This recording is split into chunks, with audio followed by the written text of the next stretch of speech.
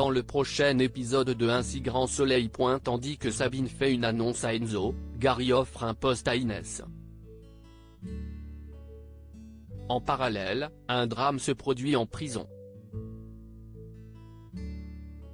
Attention, les paragraphes qui suivent contiennent des spoilers sur l'épisode d'Un si grand soleil diffusé demain soir sur France 2. Si vous ne voulez rien savoir, ne lisez pas ce qui suit. Jeudi 14 juillet dans Un si grand soleil. Sabine fait une annonce à Enzo. Dimitri et Sabine filent le parfait amour et ils ne comptent pas passer à côté de la seconde chance que la vie leur offre. Heureuse, Sabine souhaite désormais partager son bonheur avec tout le monde et décide de parler à Enzo pour lui annoncer la bonne nouvelle. En fin de journée, Sabine retrouve donc Enzo au sauvage et lui raconte qu'elle vient de se remettre avec Dimitri. Elle indique ensuite qu'elle avait peur de sa réaction par rapport à tout ce qu'il s'est passé mais également à cause de Billy. Enzo répond alors qu'il a tourné la page et se dit même très heureux pour elle.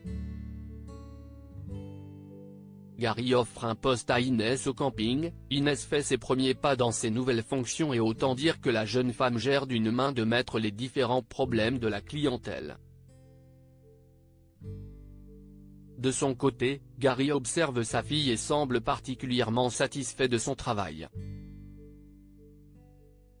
Plus tard, Gary propose même à Inès le poste de gérante adjointe en CDD. Bien que touchée par sa confiance, elle décline toutefois car elle s'est déjà engagée à travailler comme serveuse dans un bar le mois prochain. Malgré tout, Gary l'enjoint à prendre le temps de la réflexion. Par la suite, Gary rejoint Henrik et lui fait part de sa déception. Tandis qu'il espère qu'Inès finira par changer d'avis, Henrik lui conseille de ne pas trop y compter. Un drame se produit en prison. Philippe Auverneuil et son chauffeur sont reçus dans le bureau de la juge Alphand pour une confrontation. Pour sa part, le chauffeur affirme que son patron lui demandait régulièrement de transporter de la drogue entre la France et l'Espagne contre une certaine somme d'argent qu'il payait en liquide. Après avoir juré que c'était faux, Verneuil admet en revanche avoir versé des primes à ses employés en liquide car il recevait de l'espèce de ses clients. Un élément qu'il avait malheureusement nié lors de sa première déclaration. Florent tente alors de reprendre la main tant bien que mal en précisant que cela ne fait pas de lui un dealer ou un trafiquant.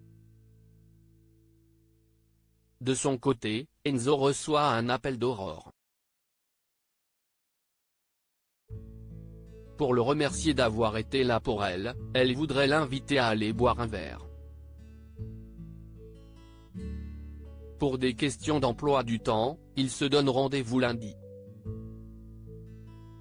Pendant ce temps, Carole et Gary font du jardinage. Tout en travaillant, le père de famille lui apprend que sa fille travaille au camping et qu'il envisage de lui proposer le poste de gérante adjointe.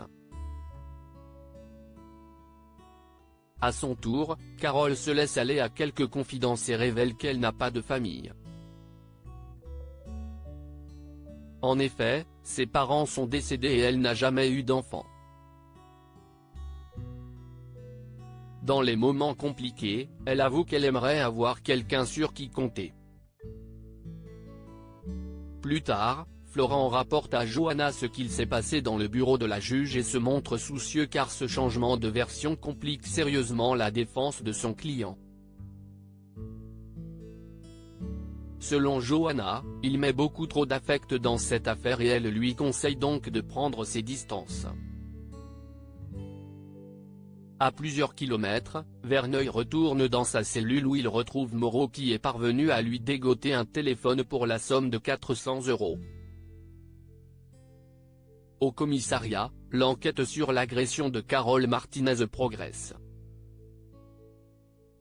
D'après les analyses balistiques, les douilles relevées sur les lieux correspondent à une arme qui a déjà servi lors d'un règlement de compte en Espagne. Comme cela confirme la version du chauffeur, le commissaire Becker prévient immédiatement la juge Alphand. Tandis que le policier est convaincu que Carole cache quelque chose, Cécile pense la même chose à propos de Verneuil. Non loin de là, le chauffeur raconte à son codétenu que son patron continue de nier les faits. Ce dernier l'invite alors à laisser le temps faire son œuvre, certain qu'il finira par se griller tout seul. Par la suite, le codétenu part pour son parloir puis découvre le chauffeur pendu sans cellule en revenant.